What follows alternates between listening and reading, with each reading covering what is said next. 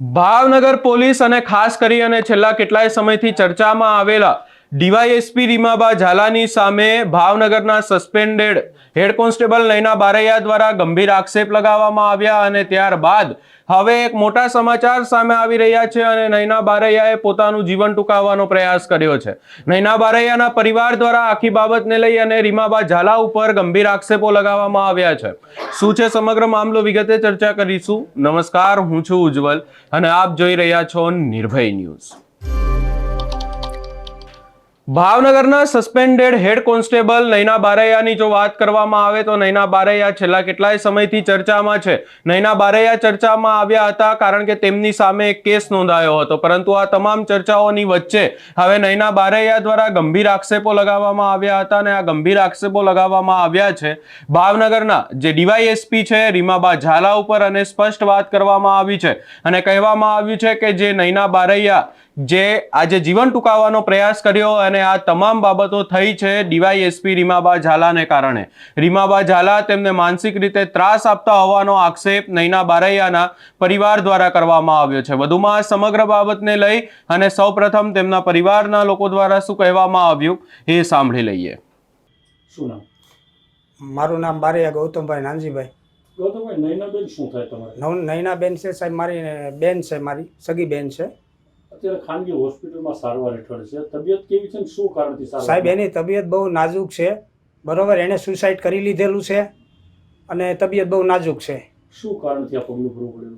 આમાં સર એવું છે કે આજે પહેલાં બેન 3 મહિનાની હિસ્ટ્રી આપણે જોઈએ તો 3 મહિનાથી બેન મને કહેતી આવે છે સર કે અમારે પહેલાં કે એને પહેલાં જેલમાં નાખી દીધા છે। રીમાબા ઝાલા કરીને ડીવાયએસપી છે SC/ST સેલમાંથી, બરાબર, ભાવનગર નવાપરામાં ડીએસપી ઓફિસમાં એ નોકરી કરે છે। અને એનો ત્રાસ એવો છે સાહેબ કે બેનને હલકી પ્રવૃત્તિઓમાં નાખી દેવામાં આવી, હલકી વિડીયો વાયરલ કરવામાં આવી, હલકી કોમેન્ટો કરવામાં આવી લોકો દ્વારા અથવા એના એ પોતે દ્વારા એણે, અને બધા જ એના જે નયનાબેનને યારે કોઈ પણ વ્યક્તિ બાંધેલા હોય, કોઈ બોલેલા હોય તો સ્ટાફવાળાને બધાને કે એને પૂછ્યું કે ભાઈ તમે આ નયનાબેન વિરુદ્ધમાં તમે પોલીસ ફરિયાદ નોંધાવો એમ ગોતી અને ફરિયાદો એણે નોંધાવી છે। એમ જ આ બેન છે જે કુસુમબેન કરીને જે વ્યક્તિ છે, હવે એને કોઈ ઓળખતા નથી, કંઈ પાળખતા નથી આપણે, બરાબર। એ કુસુમબાને ફરિયાદદાર બનાવી અને એણે આખું ષડયંત્ર રચ્યું છે।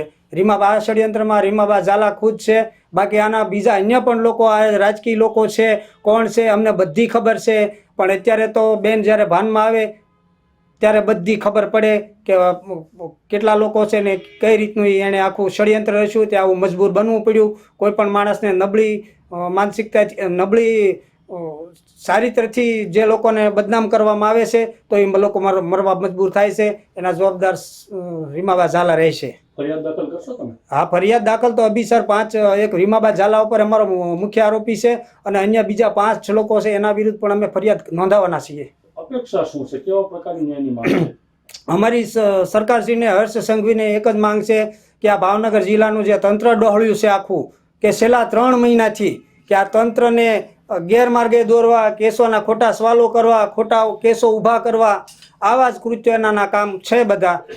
ડીવાયએસપી રીમા ઝાલા છે તે આવું જ બધી જગ્યા ઉપર બધા જે કાંઈ કેસ છે એના જે સવાલ કરવા જાય છે ત્યાં આવું જ કરે છે, જેમ કે પોતાનો કોર્ટ અને જજ બની ગઈ હોય જિલ્લાનો એની ઘોડી વર્તન કરે છે અને સંપૂર્ણ સત્તા સર્વોપરી કે મારી જ પાસે રહેવી જોઈએ એમ। શું ન્યાયમાં શું તમારી માંગ, શું કામગીરી થવી જોઈએ? ન્યાયમાં સાહેબ આમાં તો એવું છે કે એને રીમાબા ઝાલા સસ્પેન્ડ થવા જોઈએ, બીજા નંબરની અંદર અમને ન્યાય મળવો જોઈએ અને જે આ મારી બેને સુસાઇડ કરવાનું કારણ જે કાંઈ છે તે રીમાબા ઝાલા જ છે અને એમના દ્વારા પોષિત જે માણસો છે એના દ્વારા કરવામાં આવ્યું છે। શું નામ? મારું નામ બારૈયા ભરતભાઈ નાનજીભાઈ। ભરતભાઈ, ખાનગી હોસ્પિટલમાં નયનાબેનને દાખલ કરેલા છે, તે તમારે શું થાય?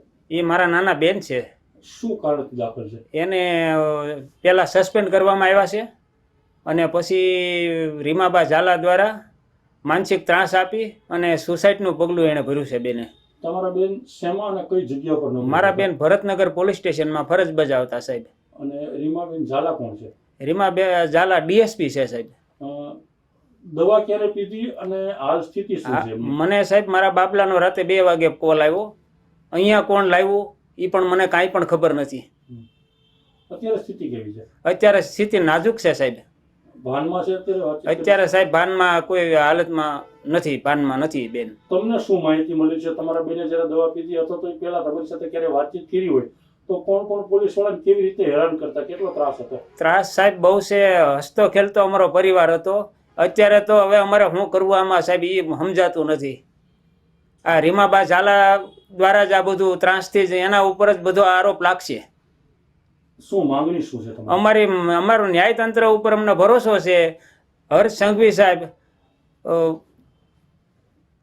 સાહેબ, પછી ભૂપેન્દ્ર પટેલ સાહેબ, અમને ન્યાયતંત્ર ઉપર ભરોસો છે. અમને ન્યાય મળવો જોઈએ સાહેબ. અમારે આમાં એવું છે કે બેન હોશમાં આવશે ત્યારે બયાન આપશે. અત્યારે અમને આમાં એવું લાગે છે કે 4-5 નામ ખુલશે. તો ડીવાયએસપી રીમા ઝાલા અને અન્ય લોકો વિરુદ્ધમાં તમે ફરિયાદ દાખલ કરશો? હા સાહેબ, ફરિયાદ કરવાની જ છે સાહેબ. શું ન્યાયની શું અપેક્ષા? ખરેખર શું ન્યાય મળવો જોઈએ તમને? ન્યાય સાહેબ અમને મળવો જ જોઈએ ને. મારા બેનને સસ્પેન્ડ કર્યા છે. સસ્પેન્ડ કર્યા પછી અમને ન્યાય નથી મળ્યો કે કારણ કે હજી હેરાનગતિ જ આ ચાલુ છે આમનામ. અને એના કારણે કોઈને મરવું સાહેબ અત્યારે થોડું વાલું લાગે. અત્યારે આ બધું સુસાઇડ એના કારણે તો સુસાઇડ કર્યું છે. કેટલા સમયથી તકલીફમાં છે તમે અને તમારો પરિવાર ને તમારા બેન? સાહેબ અમે આ 3-4 મહિનાથી અમે એવા અત્યારે તકલીફમાં છીએ એની વાત કરવામાં સાહેબ.